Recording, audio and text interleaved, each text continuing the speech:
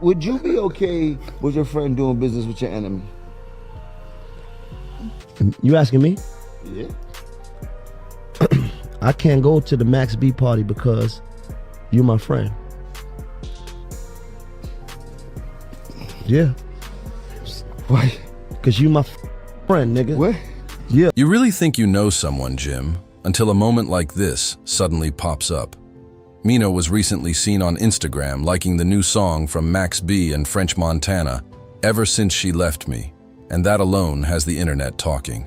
Just like that, the situation around Maino and Jim Jones, also known as the Lobby Boys, is starting to look a little shaky. What makes it even more interesting is that this is happening right before the supposed comeback of Let's Rap About It, and the timing doesn't feel like a coincidence at all, and it's not just about Max B. The fact that Maino also showed support for French Montana is what really caught people's attention, because everyone knows how those connections run in the background. Now the big question is whether Jim is going to address Maino about it directly or simply brush it off and keep things moving. Either way, the moment feels awkward, and people online are already reading between the lines trying to figure out what it really means. Right now, it almost feels like the tables have turned. The whole situation is starting to look like another unexpected twist in the ongoing Lobby Boys storyline. A lot of people were already speculating that Maino might slowly be distancing himself from the podcast, and this moment is only adding more fuel to that conversation. But here's the detail that really has people giving the side eye. Word going around is that Maino was even vibing in the mirror to the new Max B and French Montana record, and some fans are calling it a loyalty test. That's especially interesting considering that Jim and Maino had a conversation not too long ago about staying solid and keeping things aligned. Nobody is saying anything directly, and that silence is exactly what's making the situation feel even more suspicious. At the end of the day, the expectation has always been simple. If someone is your friend, then the lines are clear. Your enemies are my enemies, and my enemies are yours.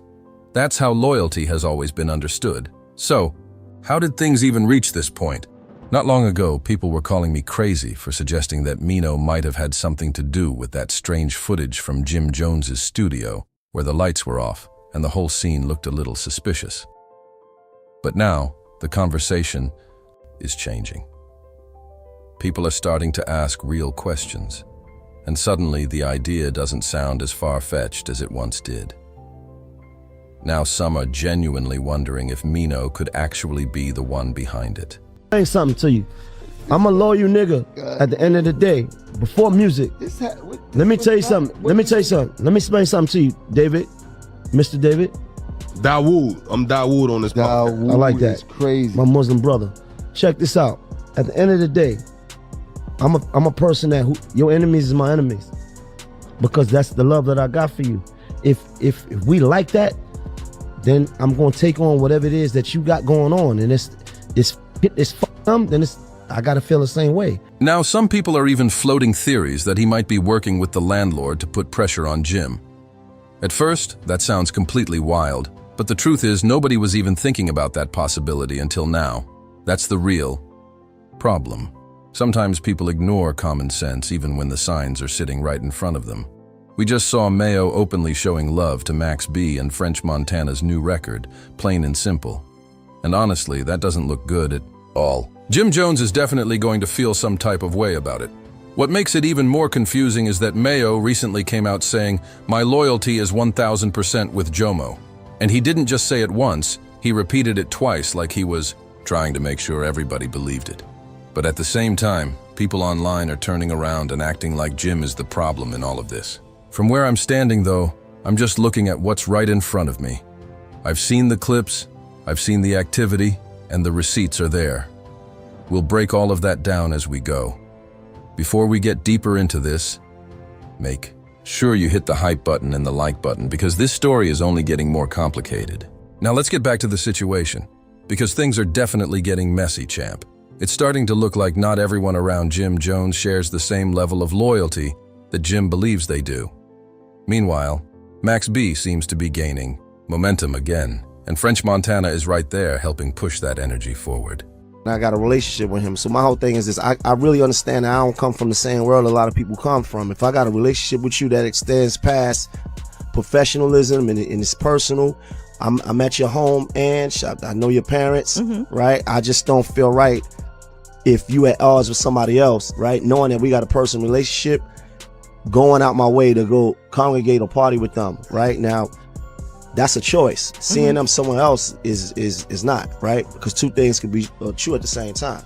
I can respect my relationship that I got with you, but at the same time, it don't mean no disrespect to somebody else. It means that I'm just clear on where I stand. French is the one pushing the record right now, handling most of the rollout, and little by little people are starting to jump on that wave. Even if I'm not personally riding with it, you can't ignore the momentum building around it. Max is clearly gaining traction again. While scrolling through Instagram, I came across something that really made me pause. There was fresh footage of French Montana and Max B celebrating their new single off Coke Wave 3.5, getting hyped and enjoying the buzz around the record. But then I noticed something that stood out immediately. Champ, guess who hit the like button on that post? You already know. Maino. No confusion, no accident, just straight support. When someone likes a post, it's a form of showing love. And in this situation, that love is being directed toward people who many see as Jim's opposition. That's simply how a lot of people are interpreting it. Some might say it's nothing serious, but is it really that simple? If one of your friends liked a post from someone you don't rock with, you'd probably look at them a little differently too. Be honest about that. Trust plays a big role in these relationships, and once that trust starts to slip, everything else can begin to fall apart. It might be time to slow down and really look at what's going on here, champ. Ignoring the situation can make things look even more confusing, and that's usually when everything starts heading in the wrong direction. The whole Lobby Boys situation already feels unstable, and the tension around the let's rap about it podcast hasn't helped. Ever since shots were taken at 50, the energy around everything has felt off. You can sense it.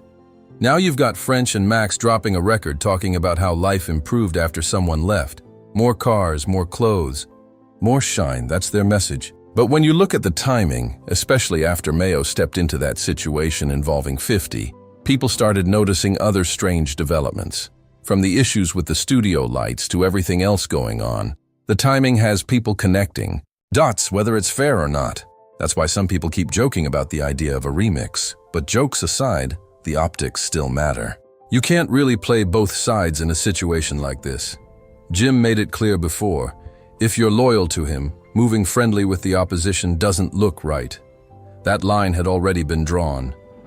Remember when Dave had to explain himself? Just for showing up at a Max B party? He said he had his reasons, and people still questioned it. Now the attention has shifted to Mayo. What's the reason behind liking a post promoting a record from Max and French? Unless that earlier talk about loyalty didn't carry the meaning people thought it did. And that's exactly what has people questioning everything right now. I'm going to say it straight, champ. The situation makes it look like Mayo is moving. With more confidence than Jimmy here. Some people think he's doing it intentionally because deep down he knows nothing serious is going to happen. From the outside, it doesn't seem like Jim can check Maino the way fans expect. So Maino moves how he wants, says what he wants, and keeps it going. That's the perception forming, and it's making the whole thing uncomfortable to watch. Brooklyn has always moved in its own way. That borough built a reputation on subtle moves, strategy, and playing chess instead of checkers. Because of that, when people see Mayo making moves like this, some interpret it as calculated, while others see it as questionable behavior. Either way, it looks like he might be testing how far he can push things, possibly believing Jim won't really press the issue. And if we're being honest, that's the question people keep asking. What is Jim actually going to do in this situation? In past moments, he didn't come down hard, so fans aren't convinced he's suddenly going to draw a strict line now. That's why some believe Mayo is comfortable pushing boundaries, seeing just how much room he really has. Meanwhile, Let's Rap About It already feels unstable.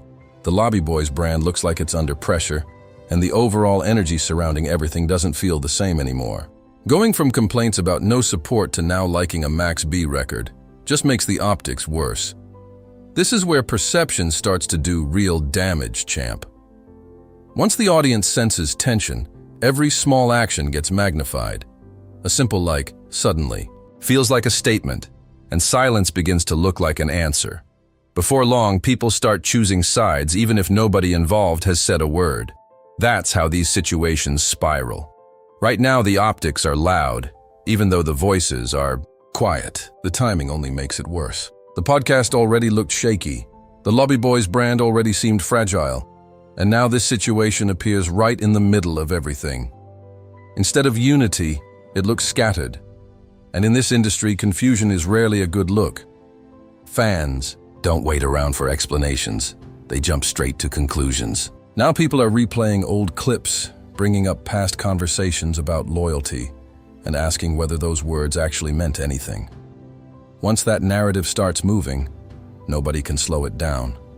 At that point, it's no longer just about music. It becomes about trust, positioning, and whether the situation gets addressed or ignored. Ignoring it doesn't make it disappear. It just allows the story to grow bigger, and once that happens, the damage is already in motion. I'll keep it real with you, champ.